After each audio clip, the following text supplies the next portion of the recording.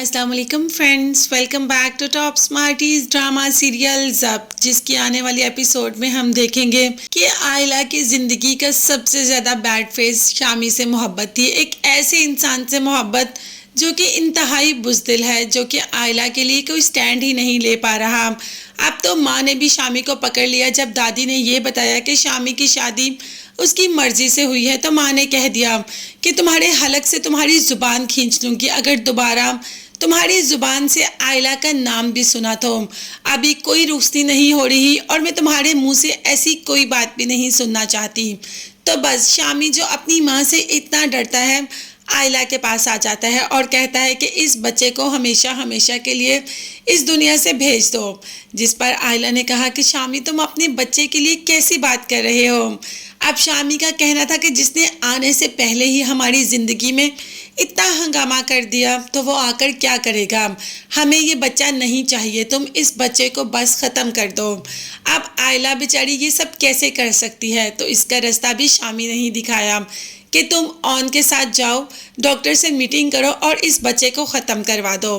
बेचारी आयला रोती रही, मगर शामी ने आयला की कोई बात नहीं सुनी। उसे तो बस अपनी माँ के हुक्म के आगे कुछ भी नज़र नहीं आता। अगर माँ का हुक्म इतना ही सर आंखों भरता तो ये हरकत करने की ज़रूरत ही क्या थी। क्या रुखसती का इंतज़ार नहीं कर सकता था। खैर, इसके बाद आयला ऑन पर आ जाती है अपना गुस्सा निकालने। अब शामी पर तो कुछ चल नहीं रहा, अपना बस तो ऑन पर ही निकालेगी। उसे कह दिया कि तुमने डॉक्टर पर जाने से रजामंदी का इजहार क्यों किया जब तुमसे शामी ने बात की। ऑन जवाब देता उससे पहले ही ताई अम्मी और ताया अबू वहाँ आ जाते हैं। ताया अबू को तो बेहद गुस्सा आ जाता है। वो हमेशा आयला को ऑन के कमरे में या ऑन को आयला के साथ ही देखते हैं, इसीलिए गुस्से में आयला को कह देते हैं कि यहाँ से चली जाओ और सीधा आयला के माँ बाप के पास पहुँच जाते हैं कि हमें आपसे एक बात करनी है। अब ताया अबू ने कहा कि मुझे लग रहा है कि आयला और ऑन के दरमियान कुछ ना कुछ ज़रूर चल रहा है। जिस पर आयला की माँ ने कह दिया कि अगर आपने रुखसती नहीं करनी तो आप कोई और बहाना बना दे, मेरी बेटी को बीच में ऑन के साथ जोड़ने की क्या ज़रूरत है। मगर ताया अब्बू ने कह दिया कि मैंने जो देखा मैंने वही बयान किया, मैंने किसी की बात नहीं सुनी, मैंने अपनी आंखों से ये सब देखा है। आयला बेचारी तो ना चाहते हुए भी मुजरिम बन जाती है और बार बार उसको कटहरे में खड़ा होना पड़ता है।